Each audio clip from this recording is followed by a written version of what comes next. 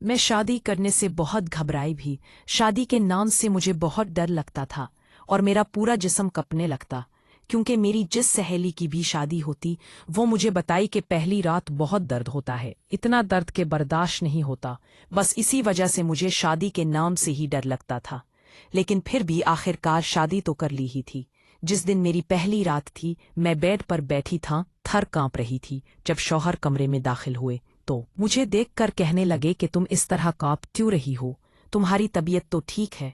मैंने कहा मुझे बहुत डर होगा जब इसको सब कुछ कर सके। मेरी ये बात सुनकर शौहर दोबारा सा मुस्कराए और अलमारी खोलकर मुझे 2 गोलियां पकड़ा दी और कहा कि पानी के साथ खा लो, दर्द नहीं होगा। वो गोलियां खाते ही मैं पसीने से शराबूर हो गए और मेरा जिस्म एकदम गर्म होने लगा। तब शौहर ने मेरी पोजीशन सेट की और आराम आराम से पूरी रात में शादी है करना चाहते थे। मेरी इनकार करने पर भी मेरी शादी करवा दी गई थी।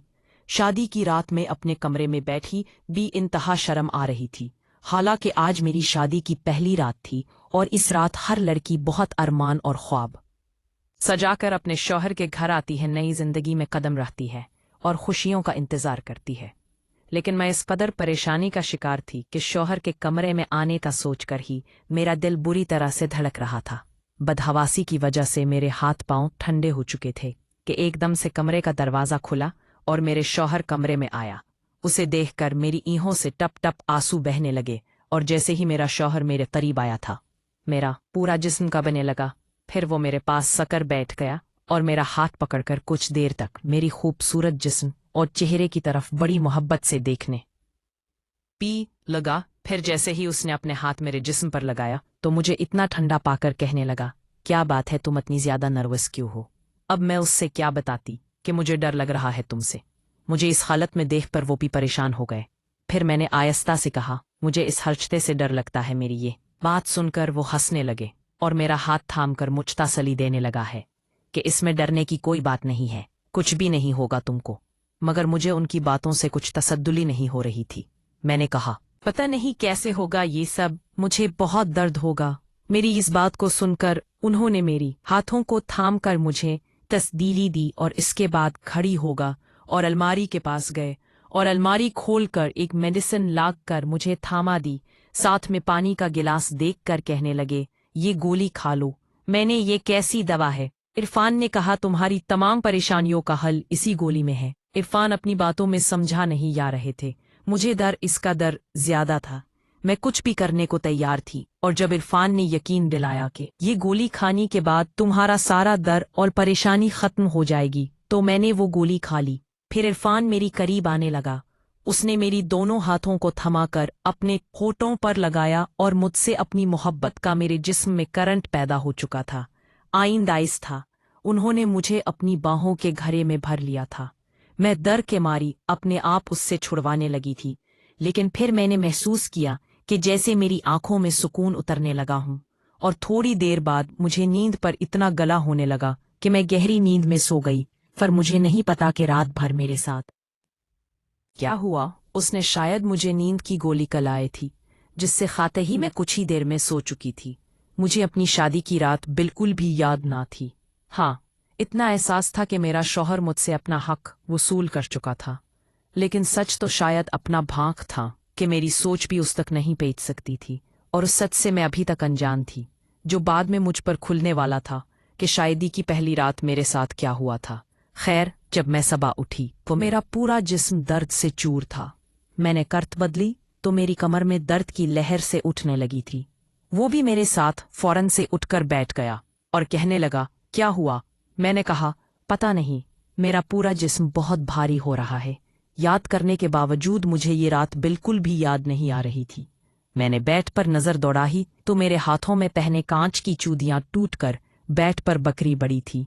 मैंने अपना सभी बैट के साथ लगाया और हाथों को बैट पर रखकर मुश्किल से उठकर बैट पर बैठी। मेरे बाल खुले हुए थे और मेरी बकरी हालत मुझे इस बात का एहसास दिला रही थी कि मेरे शौहर ने रात को मेरे साथ प्यार मोहब्बत वाला रवैया बिल्कुल नहीं रखा। अब मैं जाकर भी अपने दर्द को बर्दाश्त नहीं कर पा रही थी और इसलिए दर्द की तेजी की वजह से मेरी आंखों से आंसू बहने लगे। वो मुझे यूं रोता देखकर कहने लगा, देखो ये सब तो होता ही है, तुम्हें अब अपनी आप को इस चीज का आदी बना लेना चाहिए, और वैसे भी शादी की पहली रात थी तो तुम्हें ज्यादा महसूस होगा, लेकिन आहिस्ता आहिस्ता मैं इस बात की इद्दत पड़ जाएगी। और फिर जब बीवी इतनी खूबसूरत हो तो इंसान कैसे अपने जज्बात पर काबू पा सकता है। और फिर तुम रात को बहुत ज्यादा दारी हुई थी।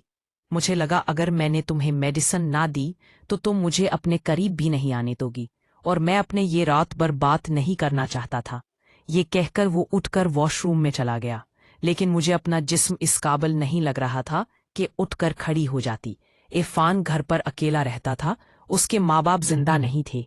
पहले तो मेरे बाबा इस रिश्ते पर राजी नहीं थे, कहने लगे अकेला लड़का है, हमें तो ऐसे रिश्ते समझ नहीं आते। लेकिन फिर मेरी माँ कहने की कि लड़का अच्छा खासा कमाता है, अपना घर है, अब अगर उसके माँ बाप जिंदा नहीं है तो उसमें उसका क्या कसूर है। आपने अच्छी तरह छानबीन की तो कराई है, इस रिश्ते में किसी ने कोई बुराई या कमी नहीं निकाली है। अच्छा है मेरी बेटी पर ससुराल का बोझ नहीं होगा। मैं नहीं जानती ही कि शादी के पहली रात मेरी ऐसी हालत हो जाएगी।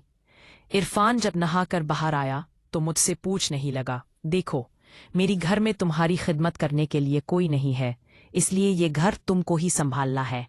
मुझे उसकी इस बात पर एतराज न था, लेकिन मुझे अपना आप उस वक्त उस काबिल नहीं लगा रहा था कि मैं उसका नाश्ता बना सकती। वो अपनी बात कहकर कमरे से जा चुका था कि जल्दी से उठकर बाहर आ और मेरे लिए नाश्ता बना। मैं बड़ी मुश्किल से कमरे से बाहर आई। इरफान बाहर लॉन्ज में ही बैठा फोन पर किसी से हंसकर बात कर रहा था, लेकिन जो बातें वो कर रहा था उसने मुझे शर्म से पानी पानी किया था। वो गुजरी हुई रात के पल न जाने किसके साथ शेयर कर रहा था। मुझे इरफान का उस तरह अपनी पर्सनल बातें इसी से शेयर करना अच्छा नहीं लगा, लेकिन पहली रात की दुल्हन थी, इस तरह मैं भी इरफान से कुछ भी नहीं कह सकती थी। मैंने सोचा मैं इरफान को बात में कहूं कि इस तरह की बातें बाहर ना करे। मैं फौरन से नजरें हटाए चली गई थी। मुश्किल से ही मैंने अपना और इरफान का नाश्ता बनाया था। नाश्ते के बीच मैंने झुकते हुए इरफान से ये बात कही थी कि मेरी कमर में बहुत दर्द है, इसलिए शायद आज रात मैं आपके साथ ना सो सकूं, और प्लीज आप भी मुझे डिस्टर्ब मत करना। वो उस वक्त चाय पी रहा था। मेरी बात सुनकर उसका कप्पा औरतों का करीब जाते जाते रुका था। कहने लगा, देखो मैं तुम्हारे बहाने नहीं सुन सकता, मुझे हर सूरत जल्द से जल्द औलाद जाए, इसलिए तो मैंने तुमसे शादी की है। उसकी बात सुनकर मेरा दिल भी छीनसा हो गया। मैं नहीं जानती भी कि रात को मेरे साथ क्या हुआ था, लेकिन जो हालात मेरी उस वक्त थी, मैं शायद इस काबिल नहीं थी कि मैं दोबारा उसी तकलीफ को झेलती। लेकिन मेरे सामने खुला इंसान मेरे हर तकलीफ से भी परवाह होकर भी बस अपनी ही मनमानी करना चाहता था। रात को फिर इरफान ने मुझे एक दूसरी मेडिसिन दी और कहा, इससे खा ला। मैंने कहा मुझे नहीं खाने ये दुआ, तो वो मुझे कहने लगा नींद की दुआ नहीं है।